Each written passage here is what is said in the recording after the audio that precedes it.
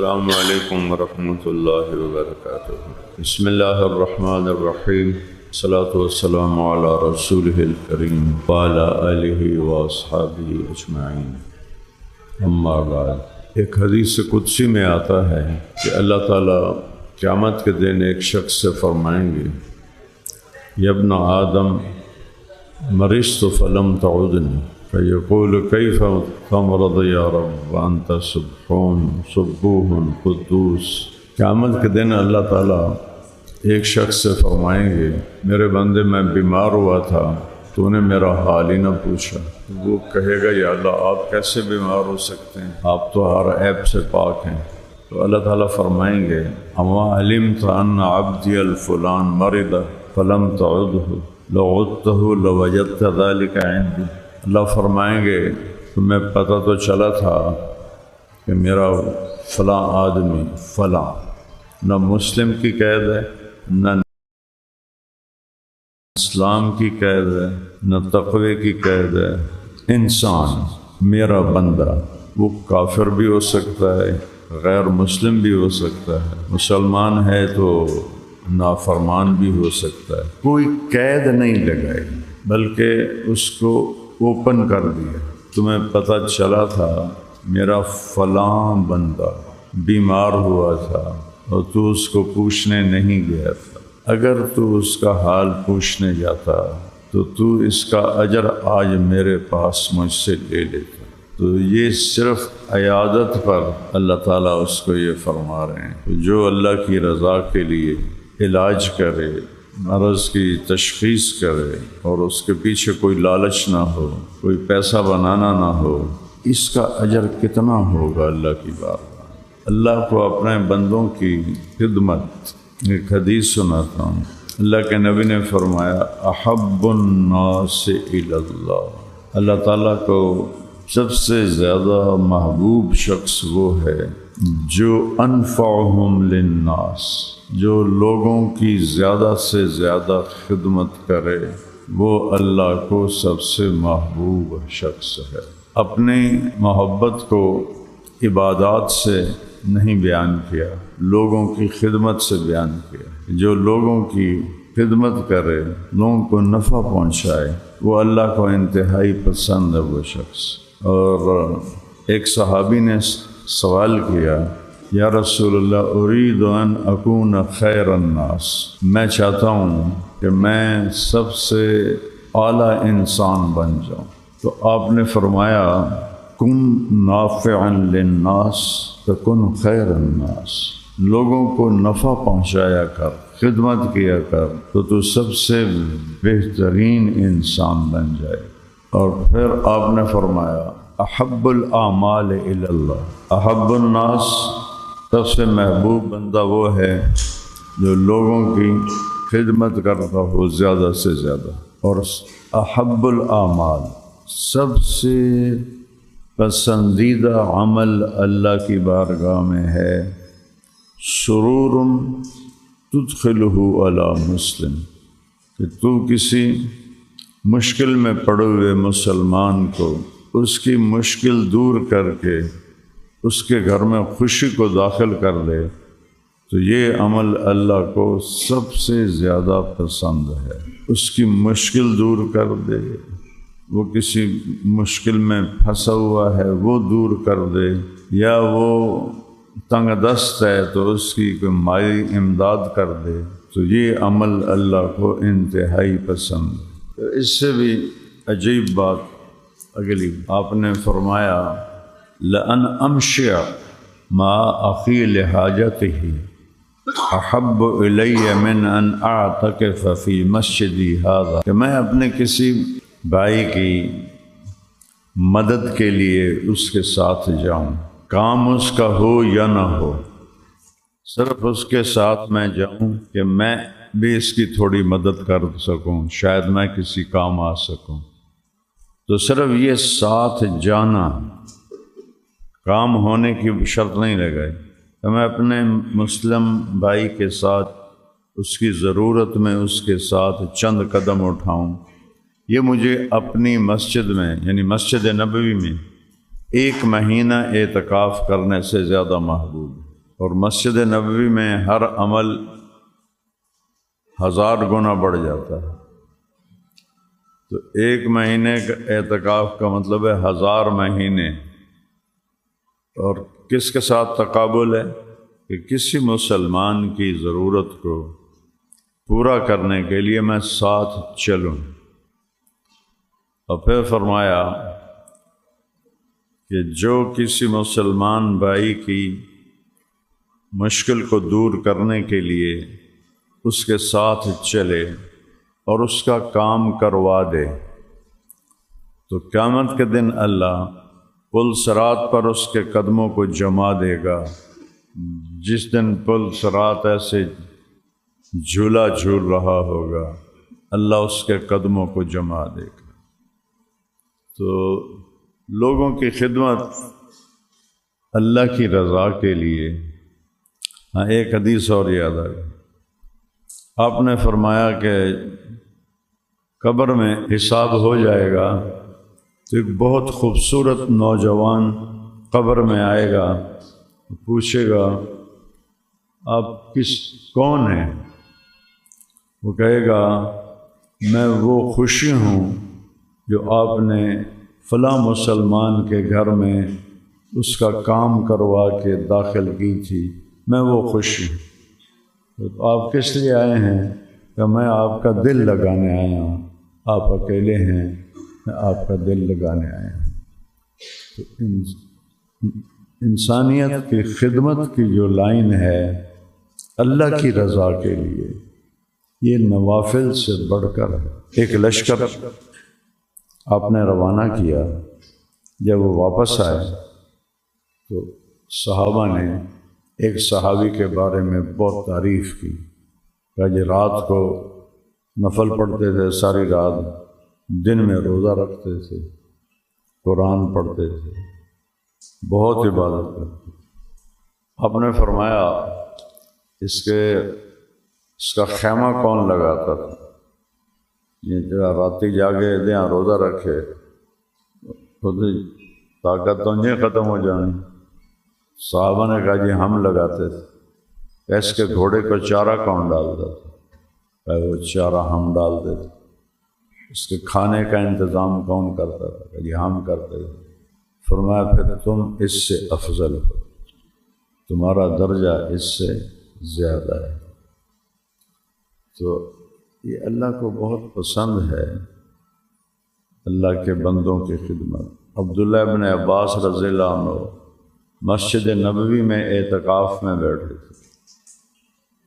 ایک آدمی آ کے پاس بیٹھ گیا بڑا پریشان سے۔ آپ نے فرمایا کی گل ہے، پریشان کیوں ہے؟ کہا جی وہ ایک میرا کام اٹکا ہوا ہے، ہو نہیں رہا۔ تو آپ نے فرمایا تو کیا چاہتا ہے کہ میں تیرے ساتھ جا کے تیری مدد کروں؟ کہا جی ہاں۔ تو اٹھے اور مسجد سے نکلے اور جوتا پہنا تو بندہ کہنے لگا آپ تو اعتکاف میں بیٹھے تھے۔ اور اعتکاف جب سنت مؤکدہ کا حکم ہے لیکن شروع کر دے تو اسے پورا کرنا واجب ہوتا ہے۔ تو وہ کہنے لگے آپ تو اعتکاف میں تھے۔ فرمایا پتہ ہے مجھے میں اعتکاف میں تھا، لیکن میں نے اس قبر والے سے سنا ہے، اللہ کے نبی کی قبر مبارک کی طرف، حضرت عائشہ کے حجرے کی طرف، میں نے اس قبر والے سے سنا ہے۔ اور ابھی کوئی لمبا عرصہ نہیں گزرا اور یہ کہہ کر رونے لگے کہ جو کسی مسلمان کی ضرورت کو پورا کرنے کے لیے کوشش کرتا ہے، اس کے ساتھ چلتا ہے، تو اس کو اس پر اللہ 10 سال کے اعتکاف کا ثواب دے، اور ایک دن کا اعتکاف جہنم سے 3 خندق دوری ہوتی ہے، اور ایک خندق کا فاصلہ زمین آسمان کے برابر ہوتا ہے۔ حضرت عمر اور ابوبکر صدیق رضی اللہ عنہ، حضرت عمر کوشش کرتے تھے کہ میں کسی نیکی میں تو ابوبکر سے آگے بڑھ جاؤں۔ تو جب وہ خلیفہ بن گئے تو حضرت عمر نے دیکھا ایک شہر کے کنارے ضعیف عورت ہے، نابینا ہے، کوئی اس کا خدمت گزار نہیں، تو انہوں نے کہا کہ میں اس کی خدمت کروں گا۔ ابو بکر تو اب خلیفہ بن گیا، اس کے پاس تو ٹائم نہیں ہوگا۔ تو اگلے دن وہ فجر پڑھ کے گئے تو گھر میں جھاڑو دیا ہوا، کڑے میں پانی رکھا ہوا، برتن سارے صحیح رکھے ہوئے، تو وہ بڑے حیران ہوئے، کون ہے؟ وہ بی بی تو نابینا تھی۔ میں پوچھا اماں جی یہ کون آیا تھا یہاں؟ کہا بیٹا مجھے تو پتہ نہیں، ایک آدمی ہے روز آتا ہے، ساری میری حاجات پوری کر کے چلا جاتا ہے۔ حضرت عمر نے کہا میں کل فجر کی نماز سے پہلے جاؤں گا۔ تو اگلے دن وہ فجر کی اذان کے بعد بھاگے۔ جب وہاں پہنچے تو دیکھا تو حضرت ابو بکر گھر سے نکل رہے تھے اور حضرت عمر داخل ہو رہے تھے۔ تو حضرت عمر کہنے لگے ابو بکر یار میں تیرے کو کدے نہیں اگا نکل سکتا۔ تو خلافت کا بوجھ اٹھا کر بھی جو خدمت انہوں نے ذمہ لی ہوئی تھی وہ انہوں نے چھوڑی نہیں۔ ایک گلی سے گزر رہے تھے تو ایک گھر سے بچیاں آپس میں بات کر رہی تھیں۔ پہلے تو ابو بکر آ کے ہماری بکریوں کا دودھ نکالتا تھا، اب تو وہ خلیفہ بن گیا ہے، اب کون آئے گا ہماری بکریوں کا دودھ نکالنے کے لیے؟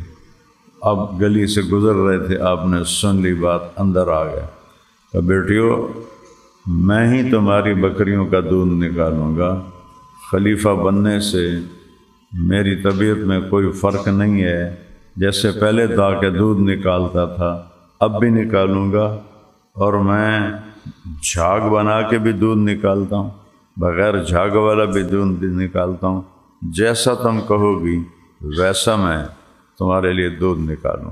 چونکہ پوری دنیا میں پیسہ ایک خدا بن گیا ہے، تو ہر چیز میں پیسہ، ہر چیز میں پیسہ، پیسے کے بغیر کسی کام کا کوئی تصور ہی کوئی نہیں۔ تو اس ماحول میں اللہ تعالیٰ نے ہماری ٹیم کو توفیق دی کہ یہ ایک خدمت کا کام شروع کیا۔ لوگوں کے جو بلڈ ٹیسٹ ہوتے ہیں یا اور ٹیسٹ ہوتے ہیں وہ بہت مہنگے ہوتے ہیں لیبارٹریز میں۔ جب انہوں نے شروع کی تو پتہ چلا ہزاروں کا فرق ہے ایک ایک ٹیسٹ میں۔ تو ہمارا مقصد کوئی کاروبار نہیں ہے، ہمارا مقصد تو لوگوں کی خدمت ہے۔ جو لوگ خود زبردستی دے جائیں وہ یہ لے لیتے ہیں، اسی پر لگا دیتے ہیں، ورنہ ہماری طرف سے اوپن ہے، کوئی مالدار آ جائے، غریب آ جائے، میڈیوکر آ جائے، سب کے ٹیسٹ مفت ہوں گے۔ لیکن وہ جب دیکھتے ہیں کہ اتنے تھوڑے پیسے، تو وہ غریب بھی کہتا جی میرے کو بھی پیسے لو گے، تو پیسے ہیں نہیں، کوئی نہیں۔ تو وہ اس طرح وہ ایک ویلفیئر کا کام مریض اور لیبارٹری میں جڑ گیا ہے۔ تو اللہ تعالیٰ بھائی خالد کا بھلا کرے۔ وہاں رش بہت بڑھ گیا تھا اور جگہ بہت کم پڑ گئی تھی، تو ان کو اس کے کروڑوں روپے ملتے تھے، لیکن انہوں نے بہت بڑا سودا کیا ہے اور اس کی بہت بڑی قیمت وصول کی۔ کروڑوں ہوں، اربوں ہوں، ختم ہو ہی جاتے ہیں، مر جائے تو ویسے ہی زیرو ہو جاتے ہیں، لیکن انہوں نے جو اللہ سے سودا کر لیا تو یہ تو نہ مٹنے والا پروفٹ ہے، جو ان کو دنیا میں بھی عزت دے گا اور لوگوں کے دلوں میں ان کی قدر بڑھائے گا، اور آخرت میں ساتھ ساتھ ابھی سے اللہ تعالیٰ کی طرف سے رحمت کے، فضل کے، برکت کے، اجر کے، نیکیوں کے اللہ کھاتے کھول دے گا۔ تو ان کا بھی بہت شکر گزار ہیں کہ انہوں نے ہمارے لیے مشکل آسان کر۔ ہم خود خریدتے یا کرائے پر لیتے تو ہمارا بجٹ اتنا نہیں تھا، تو انہوں نے ہماری وہ مشکل آسان کی، اپنی پہلے کی، ہماری بعد میں کی ہے۔ یہ وہ خدمت خلق ہے جو ان کو ساری رات کے نفلوں سے بھی اوپر اجر دلائے گی. نفلی حج، نفلی عمرے، نفلی روزے، نفل نماز، اس سے یہ اجر زیادہ ملے گا کہ اللہ تعالیٰ کو اپنے بندوں کی خدمت پسند ہے.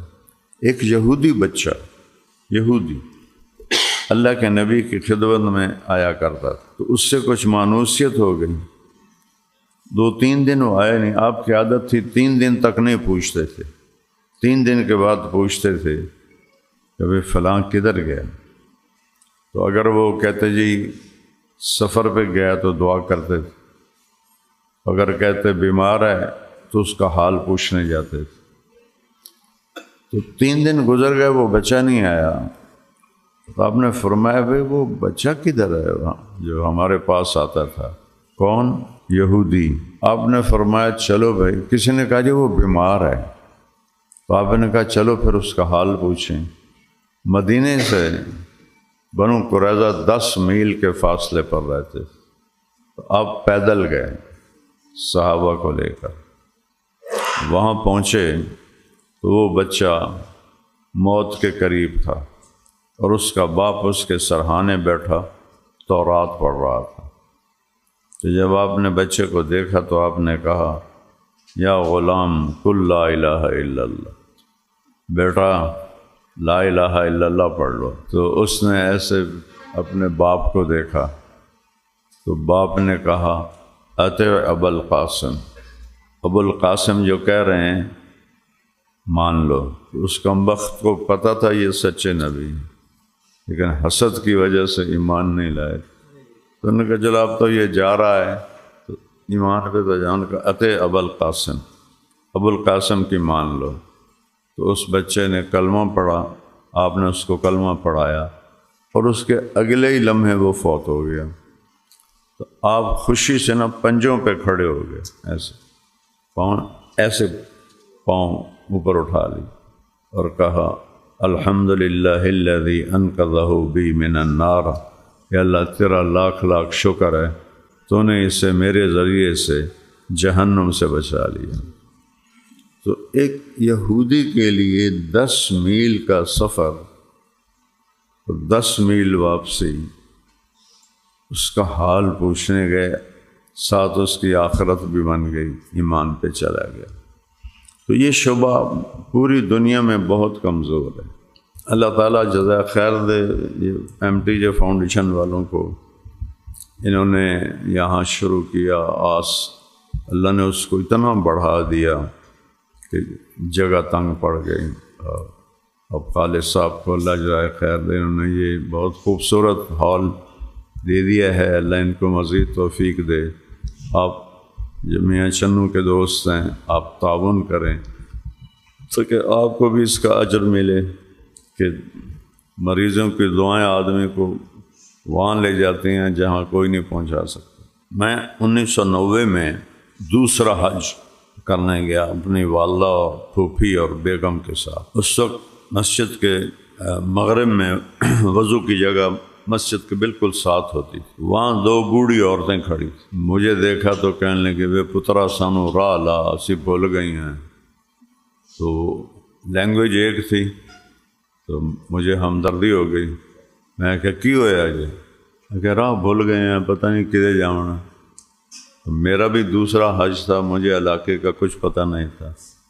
میں کہا کارڈ بھی کھاؤ. وہ کارڈ پہ ایک ایڈریس لکھا تھا لیکن کہاں ہے یہ مجھے بھی نہیں پتہ. میں کہا اماں میں تمہیں جتھے عورتوں دا پاس ہے نا اتھے چھڑیام نا، اتھوں تہاڈی بلڈنگ دیاں کوئی لب جاسیں تے مڑ لگی جائیں. تو وہ تھا مشرق کی طرف عورتوں کا. میں ان کو پوری مسجد گھما کے لے گیا اور عورتوں والے پورشن میں ان کو چھوڑ کے پھر میں واپس آیا. میں شمال کی طرف ایک دوست نے مجھے گھر دیا ہوا تھا، اس میں ٹھہرا ہوا تھا. تو میں اپنے والدہ بیگم پھوپھی کو لے کر نماز کے بعد اپنے گھر کی طرف چلا. 7 گھر ہوتے تھے اس وقت. جب وہ میں گلی سے گزرا تو وہ دونوں بیویاں پھر فٹ پاتھ پہ بیٹھیں میں کہا اما ادھر کدے آ گئی ہو؟ کہ پتر مڑ بھول گئی ہیں۔ میں کہا تھوڑا بھلا ہو، کہ پتر مڑ بھول گئی ہیں، پتہ نہیں کدے جامنا ہے۔ میں کہا اچھا آؤ میرے نال۔